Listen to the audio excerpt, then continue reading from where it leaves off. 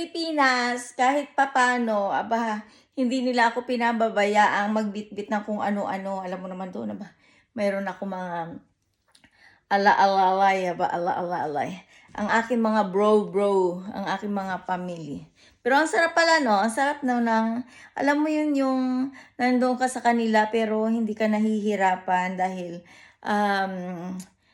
basta, lagi silang nandyan para sa'yo. Hindi lang dahil na-miss ka nila, hindi lang dahil mayroon kang ibibigay na pasalubong sa kanila.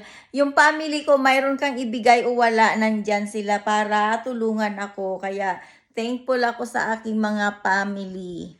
Hay, nako. Blessed sa akin na magkaroon ng the best family ever. Hindi man kami rich, pero yung aking pamilya ay laging nandyan para tulungan ako, para i-guide ako. Ayun. Aba, i-guide. Ayun nga guys, kailan ba yun? Kailan ba kami nagkita? Ay, nung Miyerkules, nagkita kami ng anak ko. Ay, ayun. Ay, Diyos ko, yun pa rin, makulit pa rin talaga siya, as in makulit. Dalaga. May dalaga na akong anak. 13 years old, pero nakikita ko ang laki, ay mataas na bata. Kaya yun. Ay, nako. Diba? Ang nanay pa aso-aso lang, pero ang anak, nakita mo naman. Ay, nako, ang ganda ng anak ko, hindi sa pinagmamayabang. Maganda ang aking baby girl, at yun nga, malaki na siya. Hindi ko akalain na yung batang, alam mo na, nangungulit-ngulit sa akin dati, Mama, gusto ko ng kalaro, ganun. Hay, ngayon, dalagita na. Nagtanong pa siya kung ilang taon ako nung nag-boyfriend, aba mukhang nagpaparinig ng anak ko. Sabi ko, 18 years old ako nung nagka-boyfriend. Ngayon, hay, makati ang ulo ko.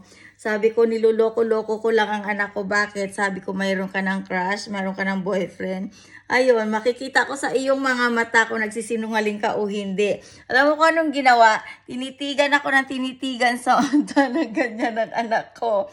Ayun, sabi niya, Mama, sabi niya ganon. I said, no, wala nga daw. Ay, nako, nakakatuwa. Kapag teenager ang anak mo, binabantayan mo rin na, ay, huwag magka-boyfriend. Yun. Nung kailan yon, paranoid na nga ako kakabantay sa anak ko. Akala ko, yung dalawang magkopol na yon na teenager, akala ko ay anak ko nag-date na. Aba, sabi kong ganun yung anak ko yata yun, nag-date na. Ayun, hindi pala. Diyos ko, alam mo yung kabado ka na baka mamaya in young age, mayroon na siyang boyfriend, yung ganun. Ay, hindi pa naman. Masyado lang akong orps, kabado sa mga bagay na hindi pa nangyayari sa kanya. Ayun guys, ingat kayo lagi. Have a nice day sa inyo at ano pa ba sasabihin ko? Yun nga, God bless sa inyong lahat. Bye-bye!